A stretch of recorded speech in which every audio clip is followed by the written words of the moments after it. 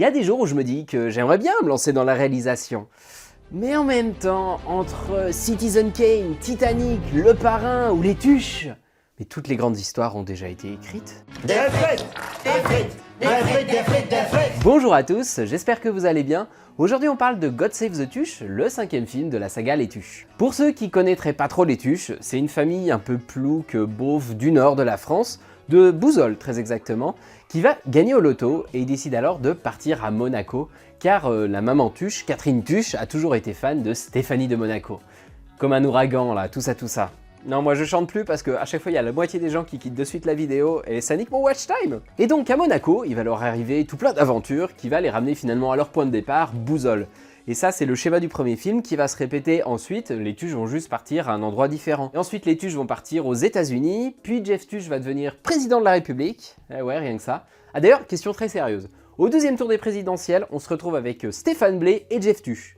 Tu votes pour qui? Bref, ensuite il va devenir un peu Père Noël, et aujourd'hui la famille Tuche débarque en Angleterre. C'est ça Big Ben. Mais cette fois il y a quand même un petit changement par rapport au film précédent. Les 4 premiers ils sont réalisés par Olivier Barou, et ici c'est Jeff Tuche, alias Jean-Paul Rouve, qui prend le relais à la réalisation. Et dans l'idée, je trouvais que c'était une très bonne chose. Alors j'ai absolument rien contre Olivier Barou, mais au bout de 4 films, faut faire un peu évoluer la formule, la saga avait besoin d'un renouveau. Et donc, quoi de mieux que de passer la main à la personne qui va pouvoir avoir un regard neuf sur la réalisation, mais en même temps qui connaît les Tuches sur le bout des doigts. Alors ça c'est pour la théorie, mais en pratique, comment il s'en sort le Jeff Tuche? En ce qui me concerne, j'ai passé un bon moment devant God Save the Tuche. Alors, j'aime bien les Tuches de base, donc j'étais déjà conquis avant d'entrer dans la salle. Moi je les entends crier des frites, des frites, des frites, et c'est bon, c'est minimum 4 étoiles sur Allociné.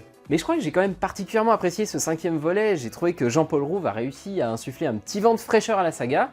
Alors pas partout, on va en parler, pas forcément là où on l'attendait, mais en tout cas au moins au niveau de l'humour. On est ici sur un humour qui est beaucoup plus absurde que dans les précédents films, on est un peu à cheval entre Monty Python et Les Nuls, ça fait très Alain Chabat comme film. Voldemort. On a des références, on a des jeux de mots, on a de l'absurde. Par exemple, pour faire une transition entre deux plans, on va avoir un plan sur un bouquet de fleurs et il va y avoir un bandeau défilant qui dit « Ce moment de détente vous est offert par la fleuriste de Bouzolles. N'hésitez pas à vous adresser à nous pour tous vos baptêmes, mariages, bar mitzvah et compagnie. » Ça rappelle directement l'incroyable reportage sur la mangouste de Mission Cléopâtre. C'était l'époque où on savait encore faire de vrais documentaires, Ah ouais, c'était autre chose que les petits trucs nuls qu'on a des youtubeurs maintenant, Et cette inspiration Mission Cléopâtre, Alain Chabat, Les Nuls, elle est parfaitement assumée, puisque Alain Chabat donne de la voix dans ce film. Donc moi je m'y suis carrément retrouvé, j'ai beaucoup plus ri que dans les précédents opus. On est vraiment sur un humour que j'aime bien. Du côté du montage, on sent aussi que ça change quand même, On est sur un film qui est beaucoup plus cut que les précédents. Ici, on a un côté super dynamique, on va balancer des milliards de vannes à la seconde, et c'est peut-être là aussi que le bas blesse en fait, il a le défaut de sa qualité. Le film, il est plus percutant, il est plus drôle que les autres, mais il se transforme en usine à gags du coup, et il perd un peu ce qui faisait le charme des Tuches. Parce que ici, à côté des vannes, qui fonctionnent bien, on a quand même pas grand chose à se mettre sous la dent. L'histoire, elle est réduite à son minimum, il n'y a absolument aucune intrigue, aucun enjeu dans ce film-là. On est plus sur un film à sketch en fait. Les Tuches vont à un endroit, ils font n'importe quoi, et c'est drôle. Et c'est vraiment drôle, mais sinon, il n'y a pas d'histoire, rien. Le scénario, là, c'est les Tuches vont en Angleterre. Point. Les personnages non plus, ils n'ont pas vraiment le droit à un tout petit peu de développement. Pendant le film, ils n'ont rien appris, ils n'ont rien changé. Il n'y a aucune progression, aucune évolution d'aucune sorte. Pire même, vu qu'il faut laisser beaucoup de place à l'humour, on a gommé une bonne partie du caractère et des émotions des personnages. Là, ils sont vraiment là pour nous faire marrer, mais plus vraiment pour qu'on s'attache à eux. Je vous donne un exemple. Jeff Tuche, ça a toujours été un personnage un peu idiot, un peu bête, avec un sérieux franc-parler. Mais derrière sa bêtise, il y avait une gentillesse, il y avait une générosité et une naïveté qui faisait aussi qu'on l'aimait.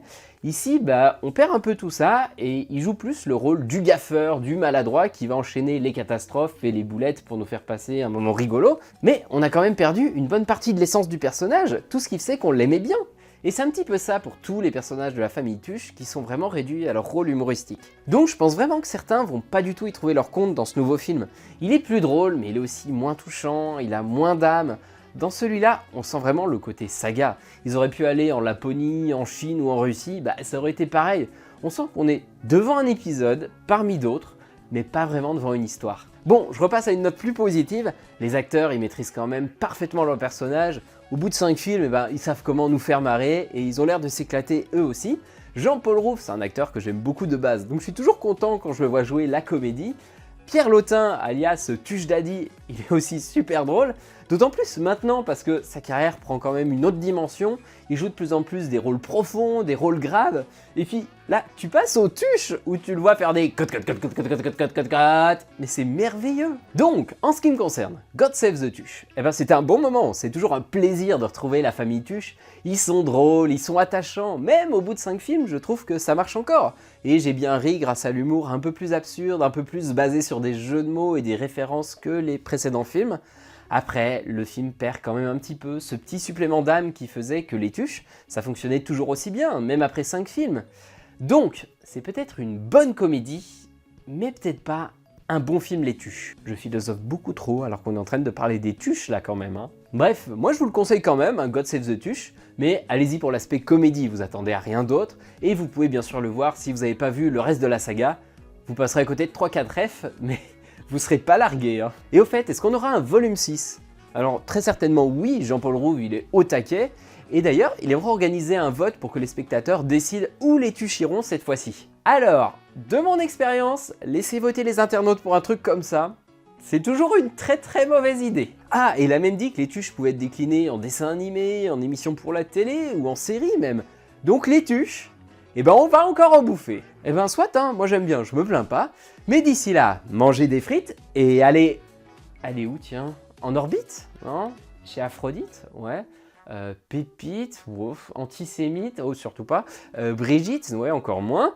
Bon, je vais réfléchir à ma rime pour le volume 6. En attendant, on reste au classique. Allez au cinéma et mangez des pizzas.